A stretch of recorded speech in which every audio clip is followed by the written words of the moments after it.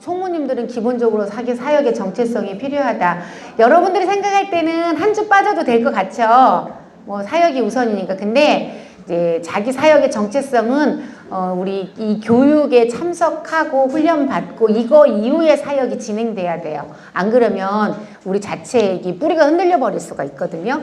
여러분들이 그래도 이렇게 잘 세워져서 교구 안에 평신도 사역자로 이렇게 어떤 그 역할을 해내는 거는 그래도 이 끊임없는 이 모임 때문이라고 생각하시면 돼요. 예전에 장성교회에서 탐방 오신 적이 있었잖아요. 사모님이랑 목사님이랑. 근데 목사님이 약간 반신 이렇게 마비가 오셔서 반쪽을 못 쓰세요. 오른쪽을 다리하고 손이랑. 그런 목사님인데도 불구하고 장성의 700여 개 교회에서 3위 안에 들었대요. 부흥해서. 이제 어마어마한 그 역사를 일으킨 거죠. 거기도 평신도 사역으로, 교역자들로 하지 않고 평신도 사역자들로. 그런데 이제 아무래도 시골에 있는 교회다 보니까 그 코로나의 여파가 너무 컸던 거예요. 우리 교회는 진짜 대단한 거에 코로나 때에도 힘있게 역동있게 사역을 진행했잖아요. 그런데 이제 여타 지역에 있는 많은 교회들이 코로나 때 그 사역 자체가 너무 수동적이 돼버린 거예요. 그때 한번 꺾어지니까 일어날 길이 없었던 거예요. 그 교회가. 그리고 목사님도 그 3년여 기간 동안에 너무 힘들고 지쳐서 매너리즘에 빠지고. 근데 이제 그 목사님이 저랑 이렇게 오셔 탐방하고 저랑 이렇게 대화하고 Q&A 시간도 갖고 이제 저희 이제 설명을 드릴 때 이러시는 거야. 다 좋은데 한 가지 교육은 안 하면 안 될까요? 왜요? 그랬더니 이제 이 목사님과 사모님이 굉장히 사모님은 되게 괜찮으시고 그러신 분이라고. 그러니까 소명을 받아서 이 목사님을 만나서 같이 이제 진행하시는 그런 분이시더라고요. 근데 우리 집사람은 지금도 여전히 끊임없는 그 훈련과 교육을 얘기하는데 자기는 그렇게 많이 교육했는데 뭘 또 왜냐면 다 그게 목사님이 해야 될 일이잖아요. 그러니까 안 하고 싶으신 거야. 그래서 안 하면 안 되겠냐고. 그래서 목사님 안 됩니다. 평신도 사역은 왜냐하면 우리의 신앙이 끊임없는 인풋이 돼야 아웃풋도 가능한데 이게 이 균형이 밸런스가 맞지 않으면 성도들은 쓰임만 받고 이 안에가 고갈이 돼버리면 어떻게 은혜 없이 움직이다 보면 나중에 저그가 오는 거죠. 멘붕이 오는 거죠. 번아웃이 와버린다. 그럼 번아웃이 왔을 때 그것을 다시 채워서 일으키기는 너무 힘들다. 그래서 끊임없이 인풋과 아웃풋을 조정을 해주고 그 과정이 필요하다. 그게 모임이고 교육이고 훈련이다라고 얘기를 했거든요. 그랬더니 이제 그런 설명을 듣고 난 이후에 목사님이 이제 알겠습니다. 그러니까 자기 솔직하게 말씀하시기를 제가 좀 지쳤던 것 같다고. 본인이 제가 지쳤던 것 같습니다. 그러면서 기대해 달라고 좋은 소식을 전하겠다고 이렇게 하고 가셨거든요. 그리고 이제 봄 되면 나중에 우리 이제 거기 지나고 나서 GTX 타고 여기로 오신다고 그랬는데 어떻게 오시겠어요? 장성에서 GTX 타고 구성역에 내려서 여기 이 교육을 수요일마다 오시겠다고 그때 갈 때 마음은 그렇게 얘기하고 가셨거든요. 어떻게 매주 오시겠어요? 근데 이제 그때 들을 때의 마음은 우리가 이 교육을 들으면 뭔가를 일으켜내겠다라는 그런 마음이 들었겠죠. 하나님께서는 또 그렇게 사역을 했던 좋은 경험이 있기 때문에 듣고 나서 정말 좋은 역사를 거기 가서 그렇게 충분히 하실 역량이 되시는 분이니까 그 교회를 그렇게 부흥을 시키셨겠죠. 장성에서 700여 교회 중에 3위 안에 들어가는 그런 교회로 부흥했는데 완전 바닥을 쳐버렸다고 이런 말씀을 하시더라고요. 그래서 사명자가 한두 사람도 없어가지고 눈물을 흘리시는데 안 하고 싶으신 거죠. 지쳐버리니까. 그런 모습을 봤거든요. 우리 새해den교회도 오늘 제가 교육자 회의에서 그런 말씀을 드렸어요. 제가 이제 우리 성도들에게 피드백을 듣기로는 성도님들이 눈치를 봐요. 여기 가서는 이 기관 눈치를, 저쪽 가면 저쪽 기관 눈치를 보는 거죠. 그러니까 평신도 평계원에 대해서 이렇게 교회 일꾼으로 훈련받고 됐는데 교구에 가서는 또 교구에서는 또 교구 일만 해야 될 것 같으니까 눈치가 보이고 막 이러거든요. 그러나 멀리 보자. 잘 훈련된 그 사역자들은 결국은 교구에도 일꾼이 없어도 남는 사역자는 평신도 사역개발에서 훈련받은 평신도 사역자들이 일을 하고 있더라고요. 정말 열악한 교구들은 없어요. 그래도 그들이 그 자리를 지키는 것처럼 그렇게 교회 일꾼들이 훈련되고 전문화되면 열악한 지역에도 일꾼들이 자꾸 생기고 세워지게 될 것이니 지금 제가 이제 그 얘기를 했더니 평계원으로 사람을 보내라 이 의미가 아니라 전도단으로 사람을 보내라. 그래서 전도를 할 수 있는 전문 일꾼을 양성을 하도록 해라. 그 얘기를 해준 거예요. 그래야 결국은 교구에도 왜냐하면 올해 전도가 잘 안 되고 있다고 그래서 알아보니 이유를 물어봤더니 18명인가가 교체가 됐더만요. 전도 총총무가. 작년에는 6명인가가 교체가 됐던가 뭐 그렇고 그러다 보니까 이분들이 워밍업을 하는 시간이 너무 오래 걸리는 거예요. 지금 이제 4월이 됐지만 이제 새로 바뀌었으니까 전도를 어떻게 해야 될지 전도 총총무의 역할을 어떻게 감당해야 될지 모르는 거죠. 그래서 그분들이 다시 그 역량을 발휘하게 되기까지 시간이 너무 걸리는 그런 단계인 거예요. 그러다 보니까 전도가 현재 작년에 비해서 떨어지게 되겠죠. 등록 인원이. 왜냐하면 일꾼들이 세워지지 않았으니까 이럴 때를 대비해서 교회 일꾼으로 전문화된 일꾼으로 훈련을 시켜두는 게 필요하다라고 얘기했고 이제 전도단에도 제가 말했어요. 전도사님한테 이 총총무들을 위한 전문 교육이 필요하다. 총총무들도 같이 한 달에 한 번 교육 이거 갖고 되지 않고 지금 세워진 전도 총총무들만을 위한 소수 정예에 특수한 훈련을 시켜줘라. 그래야지만 교구에서 자기 역량을 발휘하는데 교구에서 열심히 일하는 그 시간에 빼는 건 안 되고 그렇지 않은 시간에 특별한에서 특별 교육을 해라. 이렇게 얘기를 했거든요. 아마 이제 진행하실 거예요. 그래서 교구의 사역에는 마이너스가 되지 않으면서도 이분들의 역량을 강화하고 도움을 줄 수 있는 그런 사역이 진행돼야 되겠죠. 멀리 보는 사역입니다. 이게 우선 당장은 우리 당장 불러서 우리 교구에서 일을 시키는 게 좋을 것 같지만 금방 번아웃이 와요. 훈련이 없고 교육이 없고 채워짐이 없으면. 그러니까 여러분들도 여기 오는 자리가 그냥 아이고 힘든데 하루 좀 빠지고 이틀 빠져도 되겠지라고 생각하면 저는 교육을 되게 중요하게 여기는 사람이에요. 물론 더 중요한 게 예배죠. 은혜 받는 거죠. 그 위에 플러스 알파가 있다면 교육과 훈련의 자리입니다. 그래서 사명자의 정체성을 확실하게 회복시켜주고 잡아주는 역할이 이런 모임과 훈련이거든요. 그래서 제가 옛날에는 일일이 막 출석도 부르고 체크도 하고 했거든요. 여러분들에게 지금 맡겨두다 보니 이렇게 오늘 같은 날은 많이 빕니다. 이런 일 있으시면 안 돼서 제가 이렇게 서론에 사족을 붙였습니다. 네. 지난 시간에 여러분들이 이제 은혜 받으셨고 우리 평신도 입장에서 삶 가운데서 그날도 장성에서 왔을 때도 평신도 사역자 훈련 받으러 오신 분이 권사님인지 질문을 하시더라고요. 우리 간사장님들한테 집에서 반대할 때는 어떻게 해요? 이제 그 갈등. 그래서 그때도 우리 간사장님이 간증을 해줬더니 같이 눈물 흘리면서 결단하고 내려가셨거든요. 이렇게 평신도 사역자가 롤모델이 돼주는 건 되게 도움이 되는 거예요. 왜? 보여지고 나와 똑같은 형편에서도 이렇게 이 사명을 감당함으로써 좋은 역할을 그리고 또 좋은 축복의 어떤 열매들을 맺어가고 있구나 이런 생각을 하면 그들에게도 힘이 되는 여러분들이 그런 위치죠. 평신도 사역자분들이 양육을 할 때 가장 유익한 점은 뭐냐면 우리 여러분들을 바라보면서 성도들이 무슨 생각을 하냐면요. 아, 나도 되는구나. 나도 되겠구나. 나도 저런 축복이 받을 수가 있겠구나. 나도 하나님을 만날 수 있겠구나. 이런 것인 것 같아요. 그래서 실제적으로 보여주는 롤모델이 돼주는 거죠. 그래서 평신도 사역자들이 양육을 해주면 실제로 성도님들에게는 훨씬 이해도 되고 납득도 되고 또 내지는 도전도 되고 교육자가 하는 것보다. 그래서 저희는 이제 이 평신도 사역자들의 그 양육과 그리고 또 신방 평신도 사역자들을 훈련을 시키는 평신도 사역의 장점이에요. 이게 실제적인 참고하시고 왜 교육자들이 하면 되지 우리를 시키는 거야 이런 얘기 제가 많이 들었거든요. 이거 다 교육자들이 해야 될 일 아니야? 이런 얘기하는 교육자들이 해야 될 일이 아니고 눈높이를 맞추는데 너무 도움이 된다는 거죠. 눈높이를 맞추는데 오늘 제가 이제 교육자 회의 때 또 이런 얘기도 했어요. 제가 그 성도님들의 그 피드백을 제가 받아봤어요. 전도단에서 나갔는데 어떤 교구는 되게 피드백이 좋아요. 협력 전도에 대해서 열매도 된 게 받고 실제적으로 대다수의 그런데 그게 되게 보니까 뭐냐면 원거리 교구.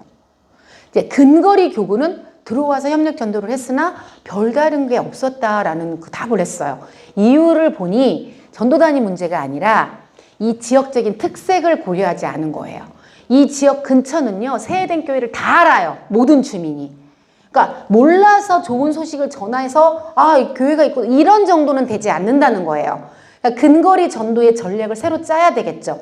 아, 그러면 이들을 교회로 인도하기까지 전략이 원거리와 근거리는 확실하게 달라야 된다. 모든 세해된 교회에 대한 정보와 안티적인 소식과 이런 것들을 알고 있으니까 교회로 안 나오고 있는 거잖아요. 그걸 뚫고 들어갈 수 있을 만한 원거리는 저기에 진짜 좋은 교회가 있어요. 저 교회를 가면 축복을 받아요. 저 교회를 가면 이런 응답을 받아요. 신앙생활 잘할 수 있어요. 이렇게 하면 전도가 돼요. 근데 이 근거리는요, 다 알아. 교회 있는 거. 그리고 뭐가 더 많아? 교회에 대한 부정적인 것들이 더 많이 있는 사람들이에요. 여기 교회가 있어요. 이 교회를 통해서 축복을 받아요. 이 교회에 나오면 너무너무 좋아요. 응답을, 이런 것들이 하나도 통하지 않아요. 그러니까 같은 전략은 안 된다. 그래서 근거리 같은 경우는 오랜 관계 형성을 통해서 조금 더 구체적인 간증과 나와 맞는 이 사람이 지금 뭘 원하는지, 이 가정이 지금 무엇을 지금 바라보고 있는지, 기도 제목 없는 가정은 없잖아요. 자녀 문제로 고민을 한다면 거기에 맞춤이 들어가야 되겠죠. 남편 문제로 고민을 하고 있어. 그 남편에 대한 맞춤, 하나님이, 교회가 맞춤이 될 수 있는 것들에서 접근이 돼야 되겠죠. 그러니까 좀 더 구체적인 전도와 방법들을 생각해내지 않으면 근거리 전도는 전도가 되기가 힘들어요. 이제 물론 이사 와서 교회를 찾고 있는 사람은 다르겠죠. 이거는 전도라고 할 수는 없고 수평 이동이라고 할 수 있겠죠. 그러니까 수직적인 전도를 해야 한다면 이런 전략이 필요하니까 그 부분에 대해서 고민을 해보고 전략을 짜야죠. 그래서 한 번 들어가서 일주일 동안 같이 해주고 이걸로는 열매가 안 맺어진다라는 거죠. 그래서 장기적으로 일주일, 2주일, 3주일, 4주일, 그래서 6개월을 듣고 이제 전도단이 직접 못 들어오면 그쪽에 있는 총총무와 전도팀에게 어떤 미션을 계속 지속적으로 주면서 유지가 될 수 있도록 해야 되겠죠. 그런 방법들을 고민해야. 이게 뭐예요? 눈높이예요. 눈높이. 그러니까 양육도 똑같이 눈높이가 필요하듯이 우리는 제가 이제 지난번에 말씀드렸잖아요. 신용산 교회에서 하는 그 안산 동산교회 출신의 목사님들이 하는 거기에 세미나를 제가 갔다고 그랬잖아요. 그래서 갔는데 제가 1시 반에 시작해가지고 4시까지인데 제가 조금 중간에 쉬고 싶었거든요. 1시 반에 시작해서 4시까지니까 화장실도 가야 되잖아요. 저도 서서 하는데 앞에 분들은 앉아있고. 그랬더니 제가 잠깐 쉬었다 할까요? 그랬더니 안 된다는 거예요.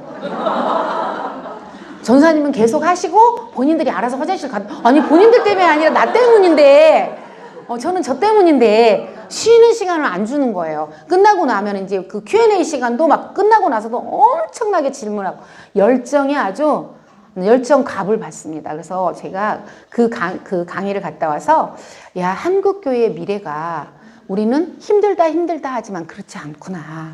이렇게 깨어있고 살아있고 막 목회에 대한 연구와 고민을 저는 튀어나오는 줄 알았어요. 이 막 코앞에 앉아가지고 눈이 튀어나오는 줄 알았어요. 그렇게 열정적으로 고민하고 이제 다 담임 목회를 하시는 분들이라서 그 고민하고 질문하는 게 예리함이 완전 달라요.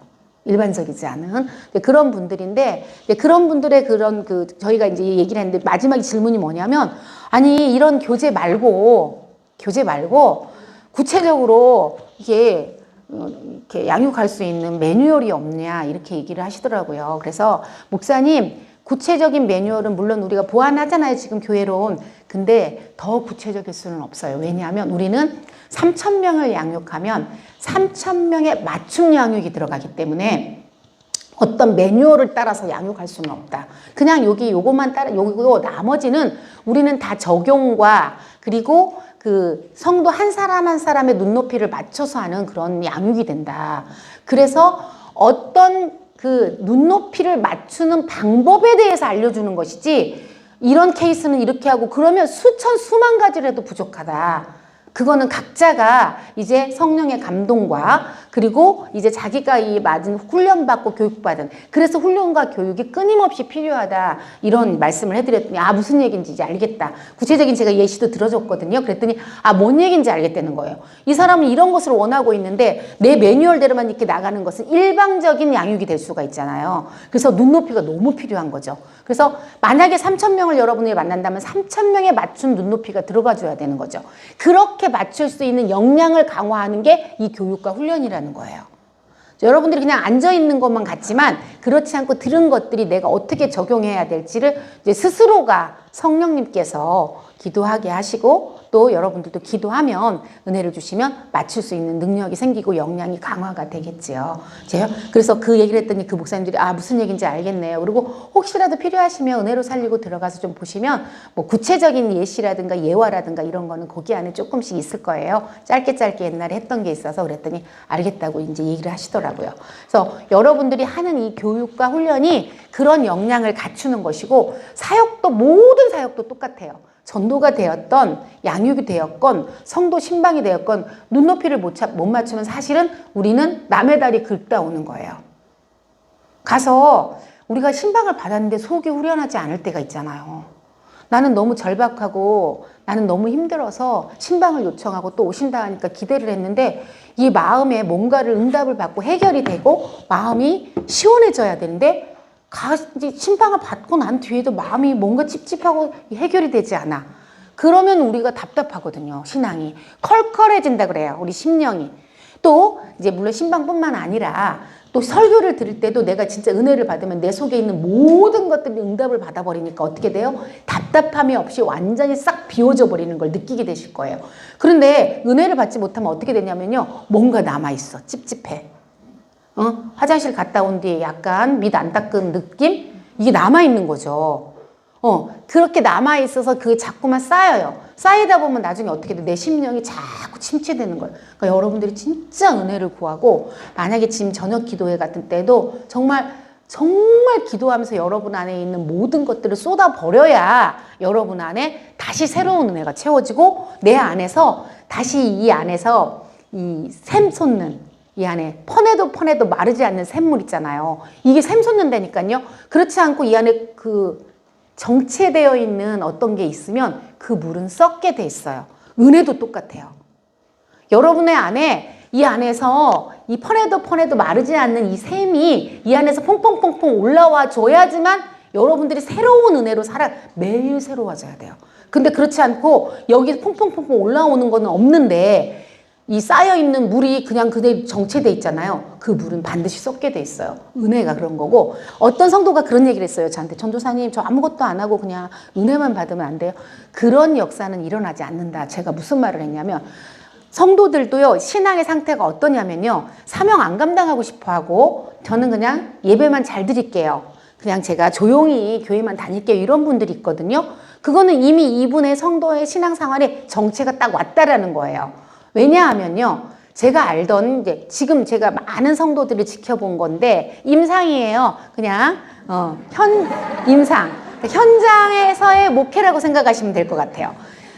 은혜를 많이 받고 목사님 말씀하세요. 아니 앞에서 막 눈물 펑펑 흘리면서 은혜 받던 성도들이 왜 안 보이지? 라고 얘기하는데 그 적재적기가 있어요. 은혜는요. 내 안에서 차고 넘치면 어떻게 되냐면 이것을 쏟아 놓을 곳이 필요해요. 그게 아까 얘기했던 인풋과 아웃풋이 있어야 된다는 게 뭐냐면 안 그러면 어떻게 되냐면 여러분 우리가 성인병에 걸리는 이유가 뭐예요? 영양이 과다해질 때 오는 게 성인병이에요. 음식을 잘 먹었어. 고기를 많이 먹었어. 단 것을 많이 먹었어. 그런데 배출을 못했어. 몸을 움직이지 않아. 예전처럼 차를 갖고 움직여. 많이 움직이고 걷고 옛날 같으면 노동도 많이 했을 때 성인병이 없었는데 왜? 먹는 것과 빠지는 게 다 빠져나가니까. 그런데 먹기는 잘 먹는데 움직이지 않으니까 이 빠져나가지 않으니까 어떻게 이게 성인병으로 쌓이는 것 같지. 똑같아요. 은혜도 받았어요. 처음에는 막 좋아. 그것만으로 너무 좋았어. 근데 이 은혜 받은 은혜는 정상적인 사람이라면 빚진 자의 마음이 와서 어떻게 되냐면요. 난 이것을 주님을 위해서 무엇을 할 거가 당연히 들어야 돼요. 하나님을 위해서 나는 이 빚을 어떻게 갚을꼬? 주께서 나를 이렇게 구원하셨는데 아까 이미식 목사님 예배 울먹이면서 눈물 흘리면서 그러면 그렇게만 있으면 어떻게 돼? 병들어요. 내가 그렇게 울먹였어. 미친 듯이 움직여야 돼요. 미친 듯이 성도를 위해서 눈물로 기도해야 되고 쫓아다니면서 성도를 위해서 에너지를 소비해야 돼. 하나님이 은혜를 주셨으니까 눈물이 쏟아지는 거거든요. 근데 그 눈물을 가치 없이 나만을 위해서 흘리면 그거 뭐냐면 자기애적으로 변환이 돼서 어떻게 돼요? 병이 들어요, 성도들이. 그러니까 영적인 성인병이 와요. 정상적으로 은혜를 받으면 반드시 하나님을 위해서 일하게 돼 있어요. 사명을 감당하게 돼 있어요. 하나님은 그냥 두지 않으세요. 왜? 하나님이 주셨기 때문에 그것을 주님을 위해서, 그리고 그게 가장 정상적이에요. 내가 주님 앞에 이 모든 걸 받았는데 내가 주님 앞에 이것을 무엇으로 갚을꼬? 무엇으로 갚아도 갚을 길이 없어요. 그러니까 드리고 또 드리게 되고 내 몸을 드리고 기도를 드리고 물질을 드리고 그렇게밖에 될 수가 없다니까요. 그럴 때 이 밸런스가 맞게 된다고요. 그래서 영적인 성인병이 안 와요. 근데 성인병이 오면 자꾸 이 안에 썩으니까 병드니까 뒤로 가게 되고 점점 이렇게 된다는 거죠. 그래서 사라지는 거예요. 진짜 실제로 어떤 분이 막 남자분인데 그렇게 은혜를 받았어. 일을 시켰어야 됐어. 근데 교구에서 이분은 잘 보호를 해야 된대. 그래서 어떻게 됐냐면 비닐하우스 속에 그런 그 빛을 잃어가는 화초가 돼버렸어요. 그리고 나중에는 조금만 바람이 확 부니까 어떻게? 그대로 꺾여버리는 거예요. 그러니까 힘들겠지만 자꾸만 은혜를 받아서 그것을 사명을 감당하고 하나님 앞에 드리고 하나님 앞에 몸을 움직이고 이렇게 하면서 나의 자생의 능력. 그래서 우리 목사님이 설교 때 아까 얘기했잖아요. 제가 얘기했잖아요. 이렇게 뒤로 가는 것 같지만 돌아가지 않고 그래서 자생 능력이 생기는 거죠. 근데 그 안에 가둬놓으면 어떻게 되냐면 얘는 앞으로 전진 없이 커나감 없이 어떻게 고기만 머무르는 거예요. 그럼 병들어서 너무 파리한 존재가 돼서 조금만 바람만 불러도 이렇게 꽃샘추위 눈이 와요, 여러분. 이 4월에 눈이 왔대요. 80몇 년 만에 서울에 꽃이 폈어요. 그런데 이 바람을 맞지 않고 자생력이 없는 꽃들은 다 얼어 죽었겠죠. 근데 여러분 어때요? 꿋꿋하게 버티고 눈비를 맞아도 저 이 벚꽃들이 아직도 그거는 생명력이죠. 끈기 있는. 그러니까 성도들도 똑같다고 생각해요. 저는 자연의 섭리는 하나님께서 우리에게 보여주시는 그냥 모습이에요. 우리의 모습이라고 생각하시면 될 것 같아. 똑같이 성도들도 똑같더라고요. 그래서 시험 들 거 염려해? 뭘 염려해요? 하나님이 또 이겨야 되기도 하시는데 옆에서 기도하면 그러면서 강해져 가는 거죠. 그리고 우리는 조금 더 성숙해져 가는 거예요. 성도가 견인이 일어나는 거예요. 아셨죠? 그러니까 두려워하지 마세요. 은혜만 받을게요. 이런 건 없어요. 여러분들이 은혜를 받았으면 당연히 하나님께서 주님에게 내가 무엇을 할 거가 생각나니까 이런 걸 잘 파악하시는 우리 리더들이 되면 새가족이 오셨을 때 초신자들에게 조금씩 사명을 주고 감당케 하는 것이 무엇인지 보호만 한다고 해서 되는 게 아니라 자기 역할을 줘서 자기 사명을 감당하게 해주고 이게 성장시키는 비결입니다. 여러분들도 성숙하고 성장해지고 우리가 예수 그리스도의 분량만큼 자꾸 잘하고 싶다면 내가 끊임없이 사명을 감당하시면 돼요. 그런데 힘들 때도 있고 지칠 때도 있죠. 우리가 그럴 때도 있지만 그것을 능히 이겨내게도 하신 하나님의 능력이 있다는 걸 믿으시고 좀 힘들지만 번아웃이 왔을 때에도 미리 알고 더 큰 은혜를 받고 자기 신앙을 진단해 볼 수 있어야 된다 그랬잖아요. 내가 뭐가 좀 부족하구나. 예배의 자리에서 내가 감격이 사라졌구나. 너희가 어디에서 떨어졌는지 기억하여 보라. 성경에서도 그렇게 얘기하셨단 말이에요. 그거는 뭐예요? 신앙을 진단해 보라는 거예요. 열심히 신앙생활을 하지만 그래도 우리가 어느 때인가 틈을 타고 그죠? 악한 사단이 틈타고 우리가 어디서 떨어질 수도 있을 수 있으니 우리의 신앙을 자꾸만 점검해 보는 거죠. 그 이유를 외부에서 찾는 게 아니라 내게서 찾는 거예요. 내게서. 제가 이제 어제 어떤 분을 만났는데 그분이 너무너무 힘든 거예요. 자기 영향력과 이런 것을 발휘하기가. 그래서 제가 무슨 말을 했냐면 그 힘듦을 이겨내는 것은 상대편에게서 찾으면 절대 답이 없다. 나에게서 찾아야 돼. 나에게서. 나의 모습을 나는 안 그랬는데 쟤는 왜 저래? 이러면 절대로 답은 없다. 나도 예전에 저랬지. 나의 모습을 진짜 볼 수 있는 객관화된 나의 모습을 봐야 내가 지금 이것도 이겨낼 길도 보여요. 근데 나는 안 그랬는데 저희가 보면 여기 보면 끝까지 깨달으려 하지 않고 고집 피우다 망합니다. 이게 이제 뭐냐면 옛사람의 특징이란 말이에요. 근데 똑같아요. 이런 분들의 성격이 뭐냐면 나는 옳은 것 같아. 나는 안 그랬던 것 같아. 심지어 저한테 막 대들고 막 이랬던 분인데 자기는 한 번도 그런 적이 없대. 불순종의 대명사야. 자기 생각이 안 가. 불순종하려고 하는 게 아니라 그분은 저는 이해를 했어요. 왜냐하면 그 사람 편에서 나는 완전히 입 납득이 됐어요. 그러니까 그분이 왜 그러는지를 알았어요. 왜? 그분은 답답하고 내 생각은 그렇지 않은데 왜 저렇게 할까 해서 그 억울하고 답답한 걸 저한테 이야기했다라고 생각하지 나한테 대들었다는 생각은 안 하는 거죠. 저도 그렇게 이해했어요. 근데 형태는 남들이 객관적으로 보면 엄청나게 대들었어요. 엄청나게 불순종했어요. 한 번도 내를 해본 적이 없어요. 그런데 자기가 이제 진즉 사역을 이제 감당해 보려고 그러니까 자기한테 막 대드는 거야, 막. 다. 왜 그래요? 왜 그래요? 왜 그래요? 막. 그러니까 나는 안 그랬는데 얘네들은 그랬대. 그럼 답이 아니다, 그거는. 길을 못 찾은 거다. 내 모습을 알아야 이 사람들이 지금 답답한 것, 지금, 불합리한 것, 이들 편에서는 이게 지금 옳은 거예요. 그걸 지금 이야기하는 건데, 이제 이거는 완전 나한테 대드는 거야. 완전 뒤집는 거야. 라고 생각해버리면 너무 속상하고 서운한 거잖아요. 서운하기만 하잖아요. 그렇지 않고 예전에 나의 모습, 나를 볼 수 있어야 돼요. 그 안에서. 그래서 신앙생활은 뭐라 그래요? 유리가 되면 안 된다 그래요. 뭐가 돼야 된다고요? 거울이 돼야 된다 그래요. 내가 그 사람을 보고 있으면 안 돼요. 그 거울을 통해서 나를 봐야 답을 찾을 수 있고 그 성도를 또 이해할 수가 있어요. 나는 안 그랬던 건데 저 사람은 왜 저러지? 이 생각하는 순간부터 이 사람과 나한테는 엄청난 담이 생기는 거예요. 뛰어넘을 수가 없는 담이 생기는 거죠.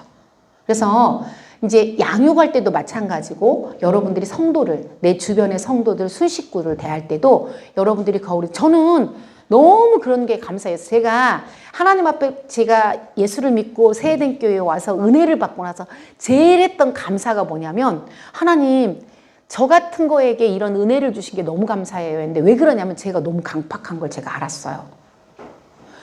저한테 주실 이 은혜를 나눠줬더라면 이미 엄청나게 많은 일꾼들이 세워졌을 텐데, 하나님께서는 저를 참아주시고 저를 기다려주셨어요. 저의 그 강팍함, 저의 강팍함과 나의 욕심과 교만과 이 모든 것을 생각해 보니까 이런 나에게 은혜 주신 그 하나님의 은혜가 너무 크고 너무 죄송했어요. 나를 기다려줄 그 시간에 나에게 쏟아부어 주실 그 사랑을 다른 누군가에게 줬더라면 얼마나 많은 일꾼이 세워졌을 텐데, 하나님의 특별한, 저는 그래서 항상 생각하는 게 하나님은 나를 편애하신다예요. 저만을 특별하게 사랑하신다예요. 저는 그게 확실하게 저는 믿어져요. 근데 여러분, 이경희 전사님만 사랑하시나 봐. 이렇게 생각하면 안 되고, 여러분 모두를 하나님께서는 그렇게 편애하세요. 그래서, 아니, 실제로 제가 이제 양육을 해보니까, 저는 세eden 교회에서 말씀에 은혜 받는데도 진짜 오래 걸렸거든요. 몇 년이 걸렸거든요. 그 제가 그랬잖아요. 말씀을 듣고 이미 문턱을 넘기도 전 들을 때부터 이해가 안 돼. 안 들어와요. 무슨 말씀을 하시는지. 그런 시기도 되게 많았고. 그런데 제가 이제 나중에 양육을 해보니까 제가 양육하는 그 첫 시간에 성도들이 막 펑펑 우는 거예요. 저는 그래 본 적이 없는데. 이게 진짜 너무 놀라웠어요. 아, 성도들은 이렇게 되게 은혜 받기가 쉽구나. 나는 너무 강팍했었구나. 내가 그걸 깨달았었죠. 그래서 저를 기다려주신 하나님의 은혜가 너무 컸어요. 그래서 이제 이렇게 예자로 살아가는 사람들은 우리가 무언가를 이야기를 하잖아요. 그래도 고집이 아주 그냥 자기가 강한 거죠. 자기가. 그리고 망하는 길로 가요. 끝까지 고집을 부리면서. 그리고 그런 사람들끼리 또 모여요. 야, 희한해요. 신기해. 그런 거는 말하지 않아도 어쩜 그렇게 잘 알아요. 그리고 이게 이제 영적인 건데 사단이 아는 거잖아요. 그래서 저 사람은 내 말을 들어주면 이해를 해줄 것 같아가 딱 와요. 그러니까 그 사람 앞에서, 그리고 내가 이 사람한테 씨알도 안 맺고 를 딱 알아요. 그러니까 그 사람 앞에서는 절대 선악과 따지 않아요. 근데 붙어 다니는 게 거의 비슷한 사람이 모여 다녀. 그래서 거의 같이 죽어. 자기네들이 같이 심령이 죽으면서도 우리가 오라 항상.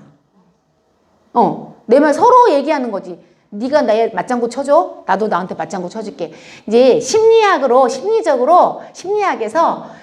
가장 그 공감대를 형성할 수 있는 방법이 있어요, 여러분. 사회생활을 할 때도 내 편을 만들 수 있는 가장 큰 그 첫 번째가 있어요. 뭔지 아세요, 혹시? 공공의 적을 만드는 거예요. 공공의 적. 비방을 하는 거죠. 누군가를 한 사람을 같은 칭찬을 하는 게 아니라 누군가를 함께 비판하고, 이를테면 우리 언어로 쓰면 같이 선악과를 따는 동기가 가장 친해진다. 너무너무 친해진다. 이게 이제 원리예요. 이게 원래 심리학에서도 그렇고 사회에서도 그렇게 얘기를 해요. 공공의 적을 만들면 나는 외로워지지 않아요. 적이 있어야 돼, 적이. 그러니까 불평을 같이 하고 누구를 비토하는 거죠. 그럴 정도로 세상에서도 그게 이제 세상 원리란 말이죠. 그러니까 세상 원리가 아예 그렇게 딱 심리학에서 나올 정도로 그럴 정도니까 우리 언어로 쓴다면 선악과를 딴 동기 동창생들이 제일 친하다는 거예요. 생명의 사람들은 사실은 인간적으로 친할 필요가 없어요. 왜 그래요? 하나님하고 가까우니까. 예수님이 친구야. 외로울 시간이 없어요. 주님이 늘 채워주시니까 사람 찾아다니지 않아도 돼요. 그래서 생명나무의 사람들은 실은 인간적으로 막 사람들을 만나고 막 교제하고 이게 별로 없어요. 어떻게 보면. 왜냐하면 이미 이 안이 가득 채워져 있어요. 근데 이제 하나님께서 사랑하라 하시고 섬기라 하시니까 섬기는 것이고 사랑하는 것이지. 저는 항상 제가 얘기하거든요. 저는 인간 이경이로는 누구를 사랑할 수도 없고 누구한테도 뭐 할 수 없다. 그래서 어느 집사님이 저한테 오면서 전사님 저를 사랑하지 않는 것 같아. 그래서 야, 나 너 사랑해. 내가 그랬거든요. 근데 그 사랑이 내가 하는 사랑은 아니야. 너가 정말 사랑이 받고 싶고 사랑이 채워지고 싶으면 주님께 잘해. 나는 사실은 별게 없어서 내 마음대로 누구를 사랑하고 이러지 않아. 그냥 하나님이 감동하시면 그 사람이 좋아 그냥. 성령님께서 그냥 감동해 주시면 저 성도가 너무 마음이 가. 그 사람하고 상관없이 성령께서 내 마음을 움직이시니까. 그러니까 너가 정말 사랑을 받고 싶고 사랑으로 채우고 싶다면 주님께 잘해. 제가 이제 이런 말을 한 적이 있거든요. 이건 제가 누구에게라도 똑같아요. 한 사람에게만 한 게 아니라 제가 되게 여러 사람에게 했어요. 사역을 하다 보니 저희 이제 간사실에도 있고 이렇게 하다 보니 또 전도사님들도 있고 그러다 보니까 이제 관심 받고 싶고 인정받고 싶고 사람들은 다 인정 욕구가 있기 때문에 그렇잖아요. 그래서 인정받는 게 드러나기로 하자면 저는 사실은 누구를 막 인정해주고 이거를 대놓고 인간적인 교제를 잘 못하는 사람이에요. 그래서 대놓고 제가 그렇게 얘기를 많이 한단 말이에요. 실제로 그래요. 실제로. 그러니까 여러분들도 이 안이 자꾸 공허하고 비고 외로운 건 왜냐하면 하나님으로 이 안이 안 채워져서 그래요. 그러니까 자꾸 사람을 찾아다니는 거죠. 이 사람을 찾아가면 마음이 좋아질까? 이 사람은 그러다 보면 또 상처받는다? 왜냐면 내 마음하고 다르니까. 또 그 어둠들이 또 부딪혀서 충돌하니까 지지고 볶고 싸우고 지네들끼리 난리가 나네 또. 이렇게 되거든요. 그러니까 주님으로 채우면 하나님께서는 붙일 자를 붙이시고 또 어느 때인가 이런 날도 오더라고요. 너무 사랑했던 성도인데 하나님께서 또 이렇게 살짝 멀게 하는 때가 와요. 왜냐면 제가 너무 인간적으로 가까울까 봐. 성령에 의해 쓰임받지 못할까 봐 그럴 때가 있거든요. 그래서 교회 안의 교제는 성령님이 나를 이끌어 가야 돼요. 이 이제 목사님이 예전에 말씀하셨던 로드십으로 살아가는 주제권으로 살아가는 생명의 성령의 배부에 의해서 우리가 이끌림 받아요 살아가는 거죠. 그래서 성령님이 우리를 이끌어가게 하는. 그러니까 뭐 구태여 누군가에게 잘 보이고 누군가에게 막 이렇게 할 필요가 없지. 주님께만 잘하면 주님이 붙일 자를 붙이시고 또 이때는 이 사람을 통해서 하나님이 이루시고 싶은 일을 이루시고 그렇게 우리는 성령에 쓰임 받으며 살아가면 되니까. 그런데 이제 이런 사람들이 이렇게 그 옛자로 살아가는 사람들은 실제로 자기 생각이 우선되기 때문에 끝까지 깨달으려 하지 않고 고집이 배우며 망한다는 거죠. 호세아서에 보니까 4장 6, 7절에 내 백성이 지식이 없으므로 망하는도다. 내가 지식을 버렸으니 나도 너를 버려 내 제사장이 되지 못하게 할 것이요. 내가 내 하나님의 율법을 잊었으니 나도 네 자녀를 잊어버리리라. 그들은 번성할수록 내게 범죄하니 내가 그들의 영화를 변하여 욕이 되게 하리라. 성경은 하나님의 러브레터라고 하는데 어떤 때 보면 되게 무서워요. 그죠? 지금 호세아서 4장. 그런데 호세아서도 결론적으로는 그럼에도 불구하고 나는 너를 사랑하고 소망을 주는 거예요. 시작은 이럴지라도 끝으로 가면 그렇죠. 그렇지만 하나님께서 이렇게 말씀하셨어요. 모든 성경은 마찬가지예요. 요한계시록도 되게 무서워. 무섭다. 어떻게. 근데 무서울 필요가 없어요. 그냥 하나님을 바라보고 주 안에서만 살아가면 우리는 사실은 걱정할 게 없다. 먼 세대가 오고 먼 시대가 오고 난리가 와도 우리는 사실은 걱정하고 염려할 필요가 없다. 소망을 주는 성경은. 그래서 결론적으로 모든 성경 66권은 하나님의 러브레터가 맞다. 이렇게 생각하시면 됩니다. 자, 그러면 이렇게 이제 옛자로 살아가는 사람들의 모습을 이렇게 쭉 지켜봤어요. 그러면 오늘날 생명을 선택하는 것은 무엇일까? 또 새 사람의 원리와 욕구로 살아가는 것이 이제 옛 사람을 받기 때문에 새 사람의 원리로 살아가는 게 생명나무의 사람이거든요. 근데 그러면 그 생명나무, 새 사람의 원리는 뭐야? 이제 예수 그리스도가 우리 안에 와서 이제 성령으로 살아갈 때 우리는 무엇을 살아가냐면 은혜의 본질, 모든 하나님을 기뻐하시는 거에 우리가 살아가는 삶을 새 사람의 원리로 살아간다라고 얘기해요. 자, 그러면 새 사람은 어떤 사람을 말하니까 구체적으로 고린도후서에서 뭐라고 했어요? 고린도후서 5장 17절. 그런즉 누구든지 그리스도 안에 있으면 새로운 피조물이라. 이전 것은 지나갔으니 보라 새 것이 되었도다. 다 새로운 피조물이 새롭게 이제 본어게인 했다 이렇게 얘기를 해요. 새롭게 탄생했어요, 우리가. 자, 갈라디아서 5장 24절에 보니까 그리스도 예수의 사람들은 육체와 함께 그 정욕과 탐심을 십자가에 못 박았느니라 그랬어요. 근데 우리 옛자 할 때도 봤잖아요. 정욕과 탐심 다 못 박아졌나? 그럼에도 불구하고 새 사람은 정욕과 탐심을 못 박은 사람을 정의해요. 십자가에. 그다음에 갈라디아서 2장 20절 아까 찬양 우리 시작하기 전에 불렀잖아요. 내가 이제 그리스도와 함께 살아가는 것. 이제 그리스도를 믿는 믿음 안에서 사는 것. 이걸 말하는 것이죠. 자, 그러면 이 세 사람들은 어떤 원리를 추구하냐면 제일 첫 번째가 뭐냐면 아까 우리 이제 오전 설교하신 거 답은 뭐예요? 답은. 뭐가 제일 남아요, 여러분? 이미식 목사님 설교 2번 들었는데 제일 남는 게 뭐예요? 나는 부질없다. 부질없다. 이게 제일 남아요. 네가 아무리 뭐 이게 이익이고 이렇게 하면 성공하고 이렇게 하면 더 이게 뭐 내 편에서는 좋고 아무리 얘기해도 다 부질없다. 오직 하나님의 절대 주권, 하나님의 뜻이 제일 중요하다. 지금 당장은 손해가 난다 할지라도 하나님은 실수가 없으시다.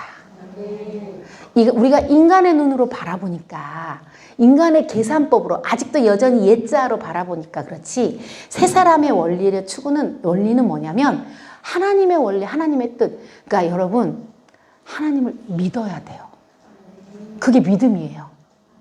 우리의 계산법으로는 우리가 바라보는 시각으로는 이거 이렇게 하면 안 될 것 같은데 교회가 왜 이렇게 해? 이렇게 얘기할 수 있잖아요. 어떤 분이 제게 질문을 했어요, 여러분. 이제 좀 그만 좀 하지 뭘 자꾸 동원을 해요. 뭐 또 우리 그때 연대기 그때 뭐 했잖아. 응? 불의 연대기 했잖아. 불의 연대기 했으면 됐지 무슨 빛의 연대기를 또 해요. 다음에는 무슨 연대기 할까요? 그럴 수 있잖아요.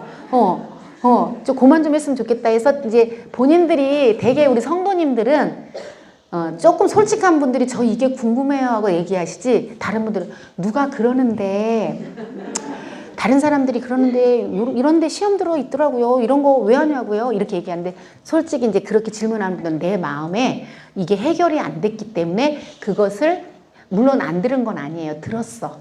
그런데 나도 완벽하게 해결이 안 되니까 그거를 그 사람을 핑계해서 질문을 하는 거거든요.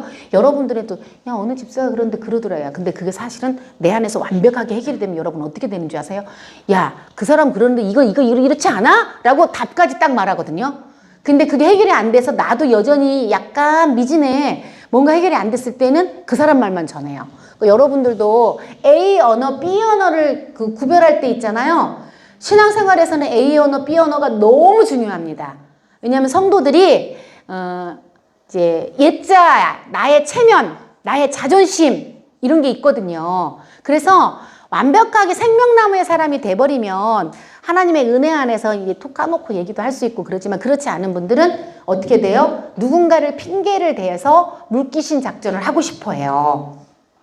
그러다 보니까 누구 핑계를 대면서 얘기하고 누가 이러던데 누구 시험 들었어요. 나도 사실은 근데 시험 들었다고 정할 때 답이 있다면 이 사람은 그 생명의 언어를 말을 하거든요.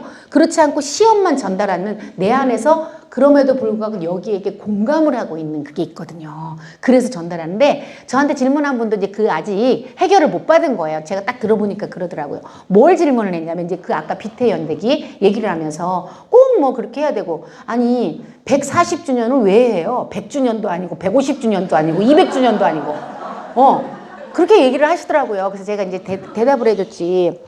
우리가 예수를 믿고 복음이 우리에게 들어왔다라는 그 가치에 대해서 얘기를 해줬어요. 아까 우리 이민식 목사님도 얘기했지만 그 언더우드와 아펜셀러와 이런 사람들이 우리나라에 하나님의 특별한 은혜로 이제 들어왔어요. 그들의 그 복음 전파가 없었더라면 나는 예수를 믿지 못했을 것이다. 그랬더라면 우리는 지금 북한처럼 공산주의 내지는 이런 나라가 여전히 폐쇄된 나라가 하나님의 구원을 바라보지 못하는 나라가 되어 있을 수도 있겠지. 물론 하나님의 어떤 그 경륜 가운데서 또 뭐 다른 그 계획을 펼칠 수도 있지만 일단은 본다면 그래서 우리 대한민국에 복음이 들어왔고 선교의 역사가 시작되었다. 그 가치는 정말 말로 할 수 없이 너무 감사하고 우리가 매일 구원받은 감격이 있다면 그게 140주년이면 어떻고 141주년이면 어떻고 7주년이면 어떻고 8주년이면 어떻냐. 아니면 날짜를 따져서 365일이면 어떻고 매일매일이 하나님의 그 은혜와 감사가 넘쳐야 되는 거 아니야? 그런데 코로나라는 그 광풍을 거치면서 정말 우리가 그 복음의 감사와 감격이 넘쳐야 될 우리가 그리고 모여서 이 나라와 이 민족과 복음을 위해서 기도해야 될 우리가 정치 집회는 끊임없이 하고 있고 정치 모임들은 끊임없이 하고 있는데 실제적인 순수한 복음을 위해서 우리가 모여서 눈물로 뜨겁게 기도했던 적이 언제였냐. 근데 그 시기가 마침 140주년이 되어서 이 좋은 기회가 왔고 우리 목사님이 깨어있어서 그리고 이 그냥 모으기 뭐하는데 이 빛의 연적이라는 놀라운 기독교 한국 기독교 역사를 조명해 볼 수 있는 아름다운 작품 아니 세상에도 더 많은 세상에 그 뭐 오페라를 만들고 뮤지컬을 만들고 막 별별 거 다 만드는데 기독교에서 그런 게 없었는데 하나님의 그 놀라운 사랑을 표현하는 이게 준비된다는 게 얼마나 이게 가치 있는 일이냐. 그게 몇 주년이면 어떻고 몇 주년이면 어때? 141주년 플러스 32일이면 어때? 우리 매일매일 하면 되는 거지. 제가 그렇게 얘기를 했거든요. 저는 그게 진심이었어요. 우리는 매 순간 하나님의 그 구원의 감격에 눈물을 흘려야 돼요. 아까 이민식 목사님 왜 울어요? 하나님이 우리를 그렇게 구원해 주신 그 놀라운 하나님의 사랑 때문에 우는 거거든요. 우리가 그 구원의 감격을 잃어버리면 우리는 그때부터 타락해요. 그리고 하나님을 믿는 것이 그냥 주세요 주세요 주세요 믿음이 돼요. 하나님이 우리에게 무엇을 주셨는지 그래야 이 부활의 놀라운 역사가 그 영광에 우리가 동참하고 그 능력이 되어 나타나는데 예수 믿는 성도들에게 능력이 나타나지 않는 이유가 이거예요. 내가 구원받은 감격이 사라져버리는 거예요. 매 순간 하나님이 날 위해서 무엇을 예수 그리스도께서 날 위해서 무엇을 하셨는지가 진짜 그것이 와닿아야 십자가 사건이 내게 엄청나게 큰 사건이 될 것이고 사흘 만에 부활하신 이 부활의 사건이 내게 진짜 어마어마한 충격의 사건이 될 것이고 그래야지만 그 부활의 영광에 내가 동참하고 내가 응답받는 힘있는 그리스도인이 될 텐데 그 부활의 감격이 사라져 가면서 어떻게 돼요? 우리는 힘없는 그리스도인 되는 거야. 무늬만 그리스도인. 종교란에 기독교라고 쓰는 그리스도인이 돼버리는 거예요. 근데 뭐가 문제냐? 그랬더니 이제 다른 사람들을 보면 가서 얘기해줘라. 매 순간을 우리가 울어도 하나님의 그 사랑을 갚을 길이 없잖아요. 그래서 저는 목사님 페북에 기사 올라왔더라고요. 140주년에 이런 정말 기독교 역사에 너무 기념비적인 이런 일들이 그 이전에 이미 됐어야죠. 우리 목사님이 딱 어떤 분 같냐면요. 다윗 같아요.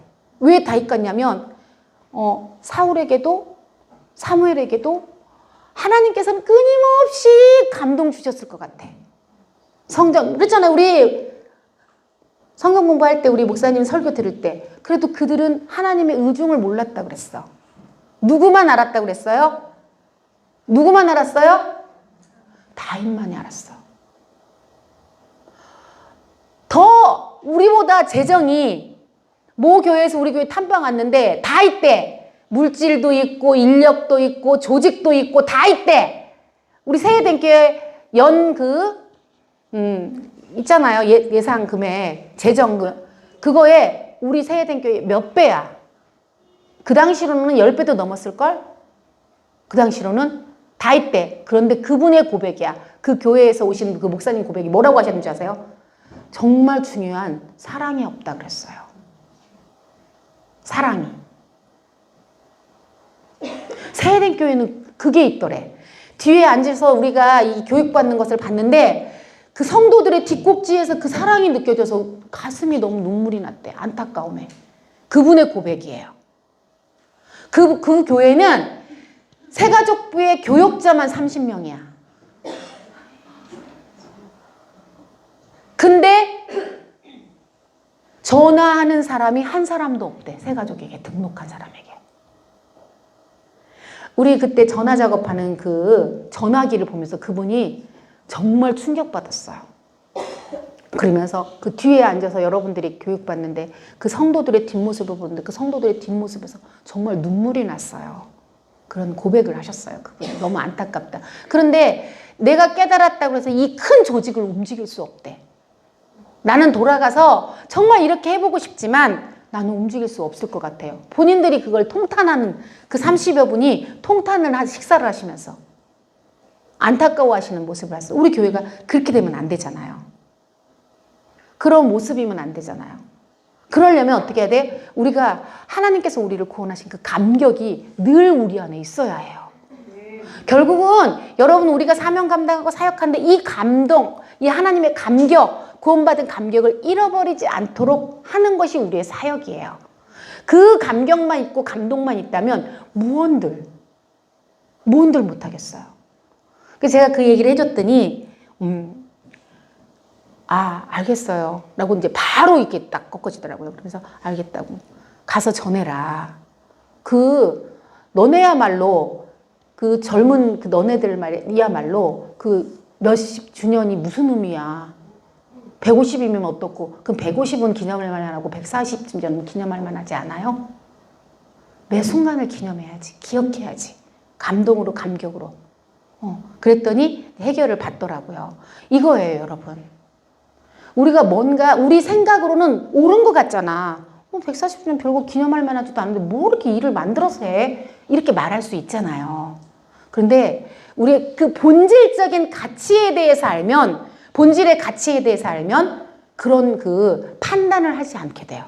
선악을 따지 않게. 생명의 사람들은, 이렇게 생명나무의 새 사람들은 어떻게? 오직 하나님, 이게 은혜거든요. 은혜 있는 사람들만이 하나님의 은혜만을 추구하는 사람들이에요. 그게 140주년이면 어떻고 41주년이면 어떻고 147주년이면 어때요? 이거는 우리가 하나님께서 우리를 구원하시기 위해서 우리나라의 그 복음의 놀라운 역사를 일으키신 그 하나님의 역사를 기념하는 거고 기억하는 거고, 또 너희가 모이기를 힘쓰라고 그랬는데 모여서 우리가 뭐를 해요? 기도를 해요. 복음 전파를 위해서, 하나님 나라를 위해서, 하나님의 도성을 위해서. 성경적, 지극히 성경적이야. 뭐가 문제예요? 못해서 아니죠. 그렇게 못해서 아니죠. 예전에는 모든 처소에서 막 구국기도원에서 모여서 울면서 나라와 민족을 위해서 기도했고 그랬잖아요. 또 얼마나 많이 부활주일 되면 새벽에 우리 기억나요? 막 4,000명이 이동했잖아. 4,000명이 새벽에 버스 막 100대가 이동을 하고 막 그 서울시청 앞 강정으로. 그렇게 해서 우리가 뭐를 했어요? 그 새벽을 깨우고 하나님 앞에 기도하고 이 나라 이 민족의 부활으로 오시는 그 하나님을 찬양하고 그 부활의 영광에 어떻게 동참할지에 대해서 우리 그랬잖아요. 이제 만약에 새벽 4시에 그때 거기 4시까지 가려면 우리 2시 막 가야 된다? 난리 나요, 난리 나요. 지금 이것도 난리인데, 그죠? 우리를 봐야 된다, 우리. 하는 것은 문제가 없어. 당연해. 그런데 우리가 지금 타락해져갖고 자꾸 육신의 소욕을 따르기 때문에. 성령의 소욕은 은혜인데요. 모여서 기도해야죠. 우리가 모여서 기도해야지. 이 나라 이 민족을 위해서 기도해야 하고, 믿지 않는 영혼들을 위해서 기도해야 되고, 끊임없이 다툼과 분열이 있는 이 나라를 위해서 기도해야 되고, 정치적으로 불안정한 이 나라를 위해서 기도해야 되고, 너무나 기도할 게 많아요. 네, 너희가 내 이름으로 두세 사람만 모인 그곳에도 역사하신다는데 세상에 온 교회가 모여서 하나님의 이름을 부르고 기도한다고 생각해 보세요. 얼마나 하나님께서 그 자리에 함께 하시겠어요. 너무나 성경적인데 뭐가 문제야? 이런 이야기를 여러분들이 해주실 수 있어야 새 사람입니다. 아멘?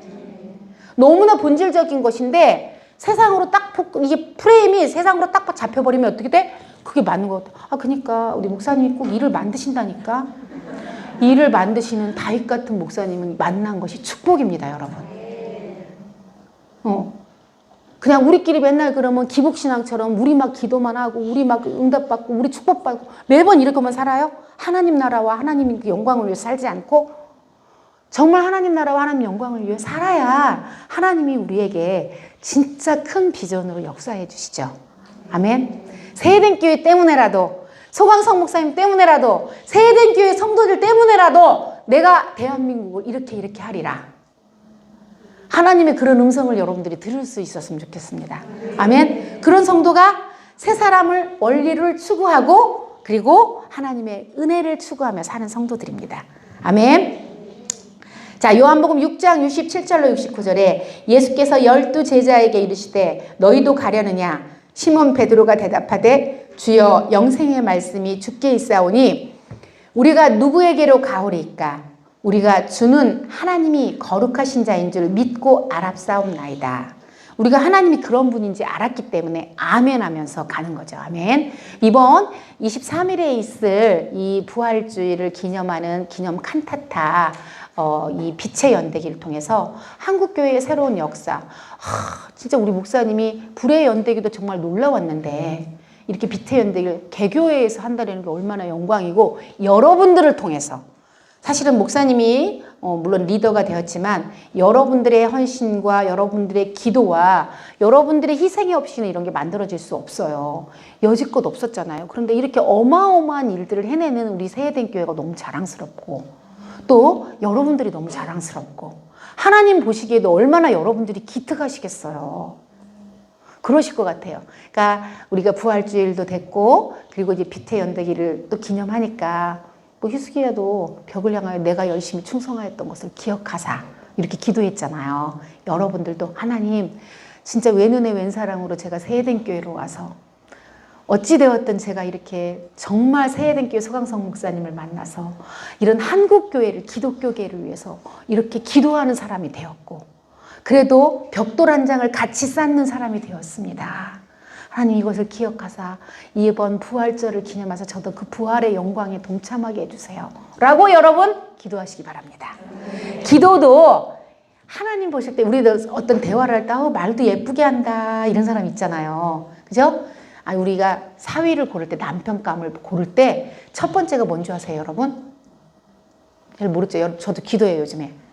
말을, 고운 말, 따뜻한 말을 할 줄 아는 남자를 고르래요. 말로만 뻔질하게 하는 게 아니라 마음이 따뜻해서 말을 따뜻하게 다정하게 하는 사람. 그래야 내 딸이 고생하고 살지 않아. 왜냐하면 여자들은 말 한마디에 진짜 마음이 달라지거든요. 답을 원하는 게 아니잖아. 이민정이 거기 나와서 얘기하더라고. 제가 이거 가끔 핑계고에 나와서 이병헌이 그 이민정이 막 와서 누구누구 얘기를 막 한대. 욕을 하는 거지. 그 사람 문제 있어 막. 그래서 이병헌이 답을 주려고, 그러니까 들어봐. 그 사람은 이런 원리로 얘기를 했을 거야. 그러니까 그래서 이렇게 답을 주려고 그랬더니 말을 하지 말으라고, 입을 다물라고, 들어주라고 그랬대. 그래서 이병헌이 생각보다 되게 소심하더라고요. 그때부터 들어줬대. 그런데 막 말을 하더니 끝은 답이더래. 답을 딱 말해. 그래서 자기가 이제 알게 된 거야. 중간에 추임새를 넣는 거지. 그런 사람 있어. 아니 무슨 그런 인간이 막 이러면서 이야 막 이러면서 이 추임새만 넣는데 그 와이프가 완벽하게 치유를 받고 해결을 받고 위로를 받더래. 자기가 답을 줬을 때보다 훨씬. 자, 이게 남자분들 몇 안 되지만 제가 지금 되게 살아가는 방법을 알려드리는 겁니다. 여자들이 무슨 말을 할 때 답을 주려고 하지 마세요. 그냥 들어주면서 맞장구를 치는 거지. 그랬어? 아이고야, 그 사람이 문제가 많네. 그런데 앞에 있던 분이 얘기지, 한술 더 떴어. 그 새끼 누구야? 내가 연락할게. 막 이렇게 얘기한대. 그러면 아니 그러라는 게 아니고 하면서 이제 오히려 자기가 답을 찾는 거야. 그 뭐냐면 답은 모두 다 알고 있으나 나의 이 속상함을 좀 들어줘. 그거잖아요. 그래서 따뜻한 위로의 말을 좀 해줘. 이런 거거든요. 그래서 남편감을 택할 때나 사이를 택할 때나 이럴 때 제일 중요한 게 첫 번째가 다정하고 따뜻한 말을 할 줄 아는 사람이래요. 무슨 얘기인지 아셨죠? 목사님들도 주의 깊게 들으시기 바랍니다. 사모님들이 사역이 나의 동역자가 되게 하려면 이렇게 해야 됩니다. 아니 사모가 돼가지고 이게 되겠어? 막 이러면 안 됩니다. 목사님들도 딱히 그래요. 사모로 소명을 받았으면 모르지만 따뜻한 남편을 원하는 거니까 나에게 연애했을 때 그 남편 있잖아. 따뜻하게. 첫 번째래요, 그게. 그 정도로 말을 따뜻하게 할 수 있는 그런 사람이 필요하다라는 거죠. 그 정도로. 그러니까 말은, 언어는 되게 중요하죠. 그러니까 하나님은 오죽하시겠어요. 하나님은. 기도할 때도 하나님, 제가 이렇게 이 기념하여서 제가 이렇게 도왔고 새해된 교회를 통해서 이렇게 쓰임받게 하시니까 너무 감사해요. 그러니까 이 부활주일에 저에게 이런 은혜를 주세요. 이러면 하나님도 보시기에 너 참 말도 예쁘게 한다.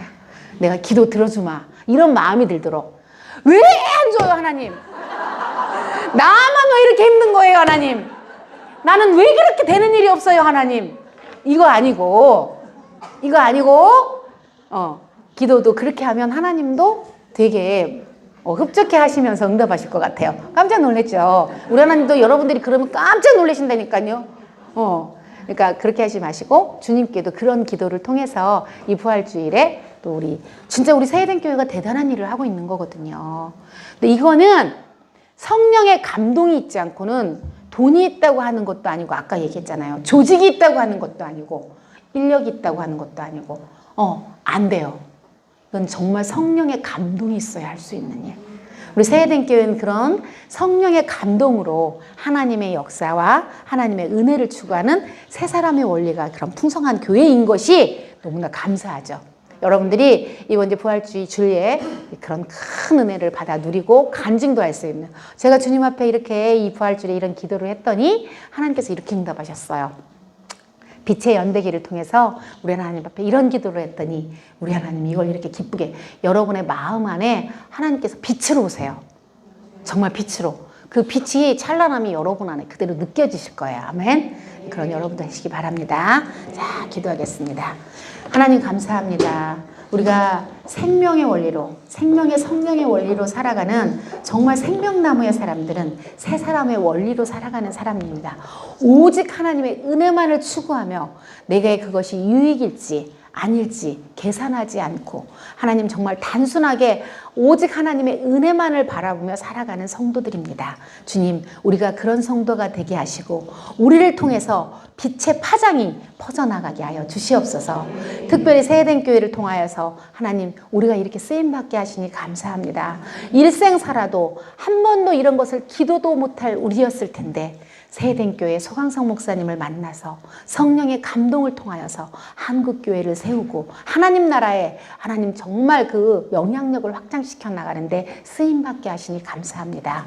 하나님, 우리의 가정이 이렇게 귀하게 쓰임받았던 것을 기억하시고 사랑하는 남편, 자녀, 또 직장, 사업장, 기도하는 모든 제목들을 응답하여 주시옵소서.